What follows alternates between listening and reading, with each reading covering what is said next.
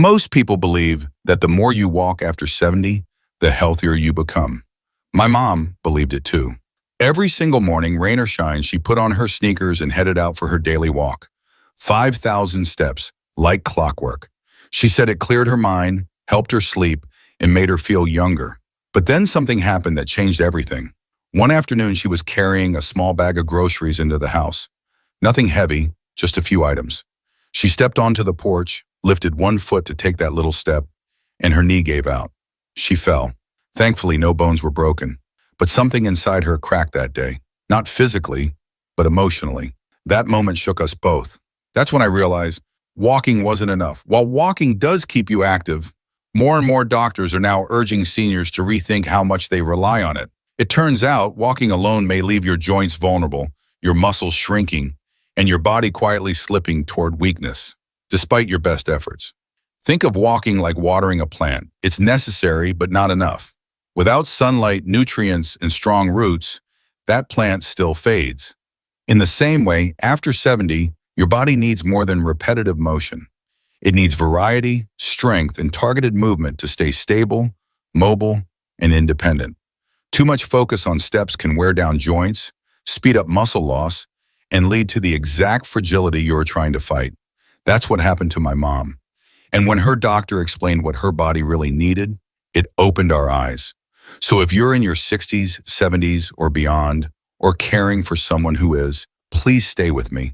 I want to share with you 5 doctor-approved alternatives to walking that help you stay stronger, pain-free, and energized well into your later years. The last one might surprise you, and it could be the key to how well you age from this point forward.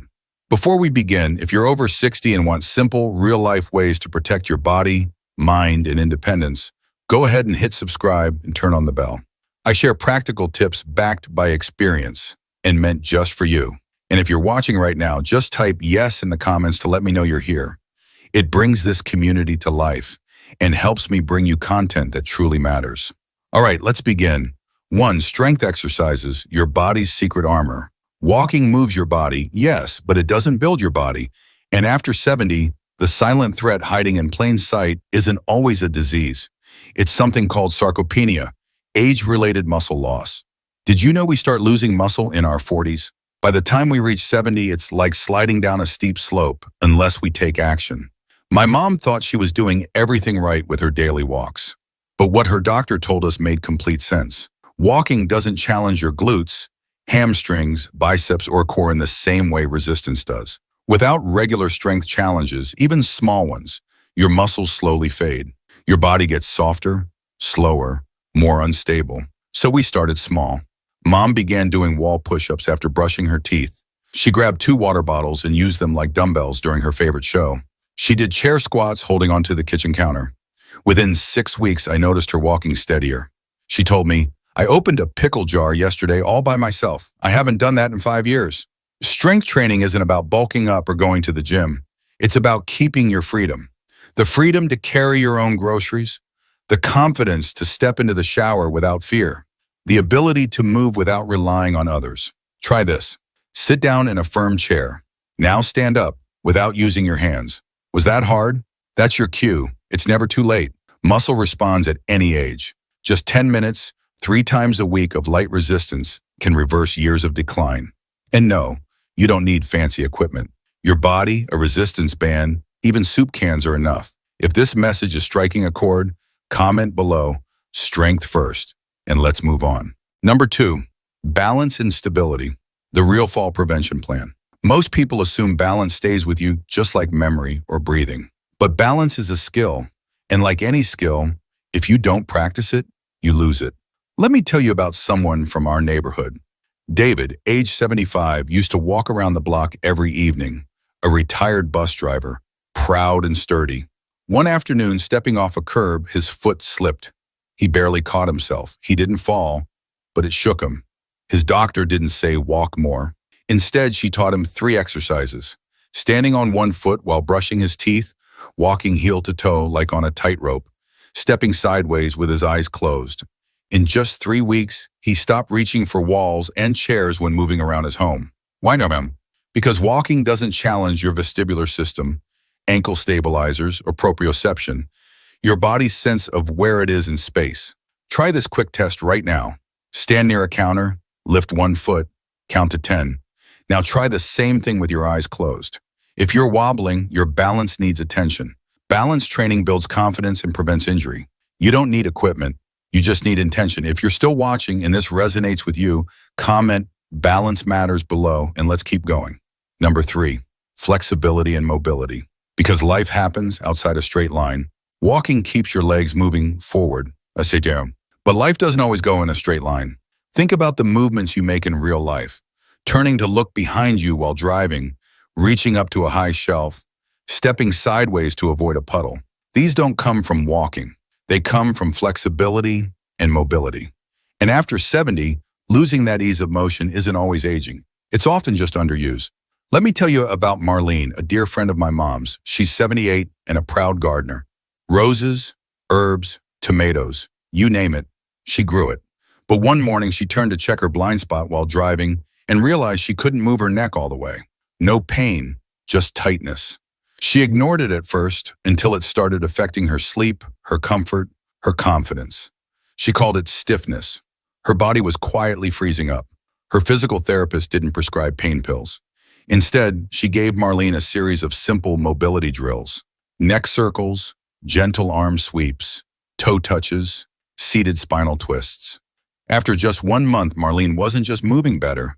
She was back in her garden, kneeling, bending, reaching, and smiling like the old days. That's when I realized flexibility isn't about being athletic. It's about being free. Try this quick self-check. Stand tall and turn your head slowly left, then right. Do you feel tightness? Pulling? That's your cue. Your joints are asking for more movement variety. You don't need to become a yoga master. You just need to stay mobile enough to live life on your terms. If this hit home, drop a comment below, stretch to live, and we'll move to the next essential pillar. Number 4, core and posture. The secret to standing tall and living pain-free. We often assume walking strengthens the whole body, but truth is, your deep core muscles, they barely activate during a walk. And that brings us to someone I'll never forget. Leonard, 76, my late father's best friend. A retired engineer, he was always upright, always proud, but in recent years, he started leaning forward without realizing it. His shoulders rounded, his back ached after short walks, and his breathing became shallow. It was hard to watch. That strong man slowly curling into himself. His daughter finally convinced him to see a movement specialist. The diagnosis: postural atrophy. His core, the stabilizers deep in his belly and lower back, had weakened. The solution? Not surgery, not a pill, just intention. Standing with heels, hips, shoulders, and head against a wall for 2 minutes a day, seated pelvic tilts while watching TV, deep belly breathing while lightly tightening his abs, called bracing the core. Within 4 weeks, Leonard wasn't just walking taller. He was breathing easier. He even said his acid reflux eased up. That's when I realized posture isn't just about looks. It affects digestion, breathing, energy, even mood. Try this at home. Stand against a wall. Can your head, shoulders, and tailbone all touch it at once? If not, your alignment is off, and your body knows it. Posture is like your body's software update. You may not see it, but when it's out of date, things start malfunctioning. Don't let poor posture chip away at your health. You can train it at any age. No equipment, no mat, just you and a wall. If you felt this, comment below. Posture power. And let's talk about the final piece of this puzzle. Number 5, joint-friendly movement. Stop the grind before it starts. You've probably heard people say, walking is the best low-impact exercise. But is it always low impact, especially on aging joints? Not necessarily. My Uncle Malcolm, 79, was a lifelong hiker. 3 miles a day, no exceptions. But over time, he started waking up with sore knees and stiff ankles. He thought it was just part of getting old, until his orthopedic doctor showed him X-rays of thinning cartilage in both knees. The verdict? Walking without muscular support is like driving with misaligned tires. It wears everything down. So he changed his routine. He swapped 2 walking days with water aerobics at the community pool. Sundays became stationary bike days in his garage. He even started chair yoga using YouTube videos. 3 weeks later, he told me, For the first time in a year, I woke up without knee pain. That's when I realized our bodies don't just need motion. They need smart motion. Walking is healthy, but if it's the only thing you're doing, and especially if you're doing it on pavement, it can become repetitive loading, a quiet grind on your knees, hips, and ankles. Try this test. Sit in a chair, stand up without using your arms, feel any strain in your knees or hips. That's your body hinting your joints are carrying more than their share. Want to protect your joints?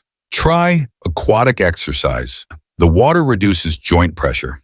Tai Chi, slow, graceful movements that build flow and control. A resistance bands, light tension without impact. Cycling or elliptical, rhythmic motion without hard pounding. Joint care isn't about doing less. It's about doing smarter. If this made you think differently about your routine, leave a comment. Protect my joints. And let's wrap it up. Let's pause and be honest. Have we been relying too much on walking as the only key to staying healthy? I used to believe it too, until I saw my mom struggle, despite her daily steps. That's when it hit me. Walking alone isn't enough.